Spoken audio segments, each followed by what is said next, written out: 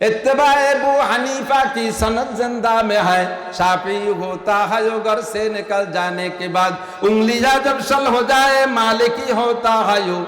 ইমাম মালিক রহমতুল্লাহ কিতাব লিখতে লিখতে লিখতে লিখতে হাত এখানে প্যারালাইসিস হয়ে গেছে। কি দরকার ছিল আল্লাহর? সেই তো আল্লাহরই কোরআন হাদিস লিখতেছে, আল্লাহর কোরআন নবীর হাদিস লেখলো, তাহলে তার জীবন ভরে হাত খান ভালো থাকবে। আমার গহরডাঙ্গার চৌমনি হুজুর রহমতুল্লাহ আলাইহি হাদিস পড়তে পড়াইতে পড়াইতে কান্নাকাটি করতে করতে জিন্দেগির শেষ দিক যে প্রায় 20 বছর হাদিস পড়াইছে, শেষের দিক চোখের পাওয়ার শেষ, মুখস্থ হাদিস পড়াইতেন। কি ছিল? আল্লাহ কেন ওনার এই চোখ দুটো নিয়ে গেলেন? উনি তো অন্যায় করে চোখ নষ্ট করে নাই, উনি তো জীবন ভরে কোরআন হাদিস পড়াইছে, কেন আল্লাহ তার চোখ নিল? আল্লাহকে আমি পরীক্ষা করি, তুমি দেখি অভিযোগ করেন, আল্লাহ আমি তোমার কোরআন হাদিসটা পড়ে থাকলাম, তুমি আর চোখ নিতে জায়গা পাইলি না, আমার চোখ দুটি নিয়ে গেলে এই কও, নাকি তুমি খুশি থাকো? আমার কাছে এক হাফেজ আবু বকর আছে, অন্ধ হাফেজ, ওই ভাঙা বাড়ি, একা একা চলে এসে দাওয়াত দিতে। দাওয়াতের আলোচনা সব শেষ, এরপরে বলতেছে হুজুর পরবর্তীতে আপনার সাথে যোগাযোগ করবো, আপনার নাম্বারটা একটু দেন। আমি তো কৃষি নিবা, কয় যে কোন মুখস্থ নিবানি? আমি কি কয় তুই মুখস্থ নিবি কতদিন মনে রাখতে পারবি? কয় সারা জীবন। সারা জীবন থাকলে তো হবে। আমি তো কয় তাই তো এনে সবক পড়ার মতো মুখস্থ না, কোয়ান একবার। সত্যি আমি একবার বলছি আমার নাম্বার, বলার পরে ওরে আমি ভুলবো বলে এরপরে ফাও গল্প করছি ঘন্টাখানি। শেষে করলাম কল দিয়ে ওকে আমার নাম্বার কত? 01712859380। আমার সে মুখস্থ তার হয়েছে। আমি যে এইরকম মেধা শক্তি। কয় যে হুজুর দুটো চোখ আল্লাহ নিয়ে গেছে, আব্বা মা সন্তান স্ত্রী কেউকে দেখতে পারিনি, এ দুঃখ থেকেই যায়। তবে চোখ দুটো নিয়ে আল্লাহ আমার এমন একটা ব্রেন দিছে যা শুনি মুখস্থ থাকে, সর্বোপরি আল্লাহর কোরআনটা আমার সিনে ভরে দিয়ে দিছে। হাজার হাজার লক্ষ লক্ষ চোখ আল্লাহর কোরআন দেখে পড়তে পারে না, আমার চোখ দুটো নিয়ে আল্লাহ আমার পেট ভরে কোরআন দিছে। কাজে আমি এতে শুকরিয়া আদায় করি, দুনিয়ার কিছু আমি দেখতে চাই না, কিয়ামতে যেন আমি আল্লাহর কোরআনটাকে দেখে একবার পড়তে পারি। আল্লাহু আকবার। তো দোস্ত, আল্লাহ পাক কাকে কি দিয়ে পরীক্ষা নেয় সেটা আল্লাহরই ব্যাপার। হাত পড়ে গেছে হুজুরির, ওই তো হুজুর মাদ্রাসার টা মারছে বলে হাত পড়ে গেছে। উনি কি সুমারে টারে না, সাধ্যতে তলিরাটি। উনি সামান্য একটু ঘুষিয়ে টাকা নাড়াচাড়া করে, একটু সুদ খায়, হালকা পাতলা একটু সুদ খায়, তাতে ওনার হাত পড়ে না। আর ইমাম আহমদ ইবনে হাম্বল রাহমাতুল্লাহ আলাইহি রেশমি কাপড় পুরুষের জন্য হারাম এই ফতোয়া দিয়ে তৎকালীন বাদশার কাছে এমন নির্যাতিত, উনারে পিটাইয়া, জীবিত পিটাইয়া গায়ের চামড়া ছুলে শহীদ করে দিয়েছে। অথচ মাযহাবের একটা শ্রেষ্ঠ ইমাম। আল্লাহ পাক পরীক্ষা নিতে পারে। আপনাকে যদি পরীক্ষা দেয়, রোগ ব্যাধি দেয়, তাহলে কি আমি বিচলিত হব নাকি? কথা বলেন। আপনি মনে করবেন যে আল্লাহ আমারে পরীক্ষা নিচ্ছে, আমার পাস করতে হবে, আমার ধৈর্য ধরতে হবে, আমার সবর করতে হবে, কোনো বিচলিত হওয়া যাবে না। সন্তান নিয়ে যাবে, আল্লাহু আকবার, এদিক তাকান, খুব খুব খুব ইম্পর্টেন্ট। হযরত খিজির আলাইহিস সালাম মুসা আলাইহিস সালামের কিসসা শুনেছেন। নদী পার হয়ে উপার গেছে, এর আগের টুক তো গেছেই, একটা বলবো বিদায়, সবটুক বলতেছি না। নদী পার হয়ে কদ্দূর যাইয়ে দেখে এক জায়গায় এই যে ফুলাপান কটা আছে না, ওইরকম কুচো ফুলাপান কতগুলো খেলাধুলা হতেছে। হঠাৎ করে তার মধ্যে সবচাইতে ভালো দেখা যায় একটা সুদর্শন বাচ্চাটা, এর চেহারার ভিতরে নূর টপকায়। ওই ছেলেটারে দৌড়িয়ে ঠ্যাং দৌড়িয়ে ওয়ালের সাথে বাড়ি দিয়ে মাথা ফাটায় মেরে ফেলে দিয়েছে। মুসা আলাইহিস সালাম তো ধৈর্য ধরা মানুষ না, উনি বলতেছেন কতালতা নাফসান বিগাইরি নাফসিন, এই কাজটা কি ভালো করছেন? এই ছেলেটা কি অন্যায় করছে যে খালি খালি তারে মারলেন? কি দরকার ছিল মারা? তো হযরত খিজির আলাইহিস সালাম বলছেন, মিয়া তোমরা তো গোড়াইতেই কইছিলাম ইন্নাকা লান তাস্তাতিয়া মাইয়া সবরা, আমার সাথে তুমি সফর করতে চাচ্ছ, থাকতে পারবা না, এই সময় উল্টো পাল্টা করবো আর তুমি ঘন ঘন জিজ্ঞেস করবা, এত ঘন কথা জবাব দিতে গেলি সেটা সামনে তোমার কতটা বাহির হয়েছে। তো খিজির মুসা আলাইহিস সালাম কয় ঠিক আছে, আর কব না, যদি ফিরে কিছু কই তাহলে থাকবোই না সাথে। উনি নিজেই কন্ট্যাক্ট করছে, ফিরে যদি এরকম কয় হয়ে যায় আমার, তাহলে আমার সাথে থাকবো না। আর কত দূর যাইয়া ওদের মেরে টেরে চলে গেছে, কত দূর যাইয়া এক এলাকা ভরে দুইজন হাঁটতে হাঁটতে ক্লান্ত হয়ে গেছে। গ্রামের মানুষদের কাছে খাবার চাইছে, আমাদের ছেলে খাবার দেওয়া যায়, কেউ এক লুকমা খাবার দেয়নি। তো ক্লান্ত শরীরে, পেটে ক্ষুধা, দুইজন গাছতলা বসে চিনতে হচ্ছে, দোকানপাটে তো এরকম ছিল না সে সমাজে, কিছু কিনে কেটে খাবে, কি করবে, কি খাবে? এর ভিতরে দেখা যায় বিল্ডিংয়েরটা 150 হাত লম্বা, 30 হাত উঁচু, কায় তৈয়ে পড়ে পড়ে বা ফাঁসার অর্ধেক নিয়ে গেছে। তো খিজির আলাইহিস সালাম মুসা আলাইহিস সালামরা বলতেছে, ভাই বিল্ডিংটা তো পড়ে যাওয়ার মতো, ধরেন দিয়ে আমরা ধাক্কায় সোজা করে ফেলি। মুসা আলাইহিস সালামের তো এই সময় তো মিজাজ গরম হয়ে গেছে। যেই গ্রামের মানুষ বাদ দিল না তাকে দিলাম কেন সোজা হবো, কিন্তু কলি তো আবার সাথে থাকতে দেবে না। তয় ধরেন সবটি মন খারাপ।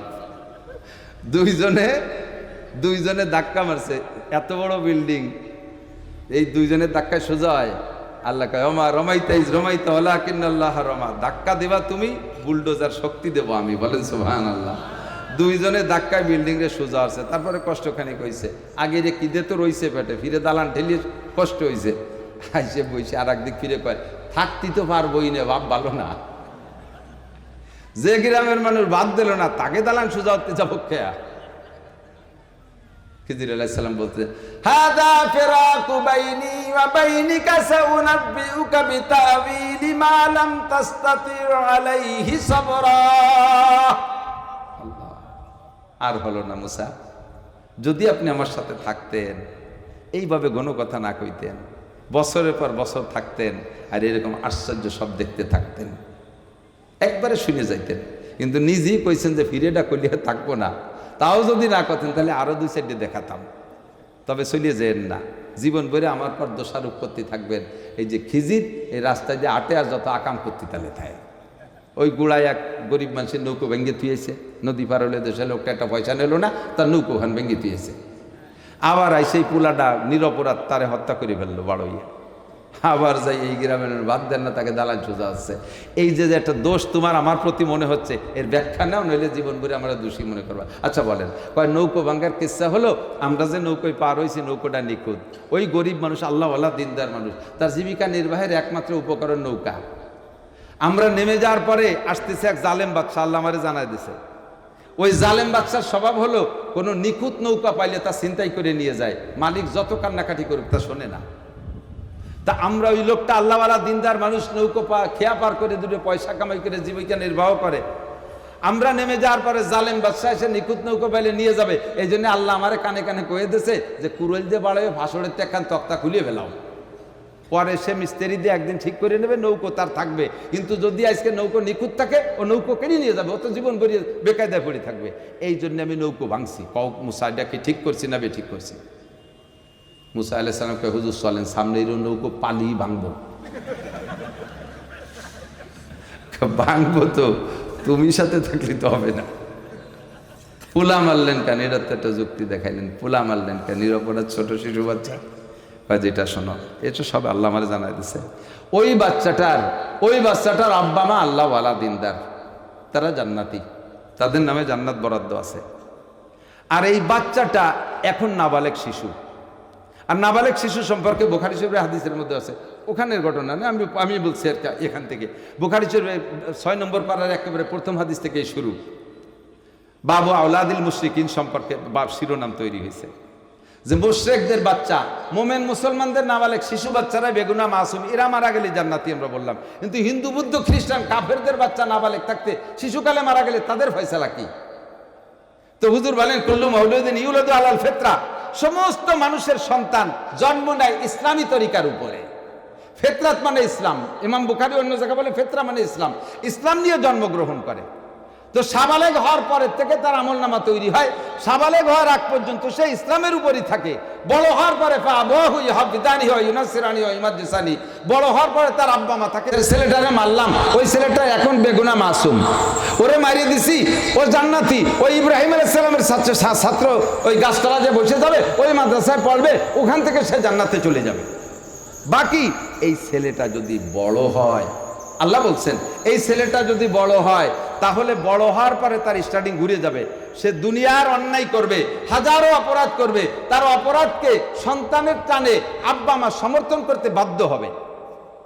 আর এই অন্যায়কে আব্বা মা সমর্থন করার কারণে আমাকে ছেলে, ভাইজান আপনার সেই ছেলেটা এই করছে, ও দেখ ফানি, ঠিক আছে, ওরম ছেলে কতজনটা ওরিয়ে থাকে,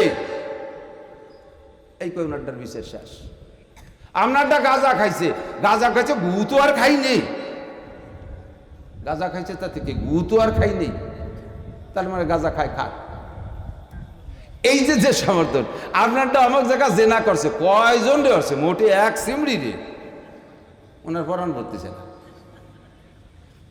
এই করে ছেলেরে লাই দিতেছে। এই ছেলেটা বড় হওয়ার পরে এরকম অন্যায় করবে, আর আব্বা মা সন্তানের টানে এই সন্তানের এই অন্যায়কে সমর্থন করবে। এই সমর্থনের কারণে তার আব্বা মার আমল বাতিল হইয়া তাদের নামটা জান্নাতের খাতা থেকে কেটে যাবে, অথচ তারা জান্নাতি। আল্লাহর সিদ্ধান্ত তাদের জান্নাতও তার জন্য ঠিক রাখবে, এই সন্তানের কারণে তাদের জান্নাত কাটবে না। এই জন্য সন্তানটাকে শিশুকালে মেরে দিয়ে সন্তানটাও জান্নাতি, আব্বা মাও জান্নাতি, এই জন্য মারছি এই ডেরে। বলো তো কি মুসা, এটা কি অন্যায় করছি? হুজুর সামনে চলেন, এরকম তা পালি মারি ফেলে দেবো।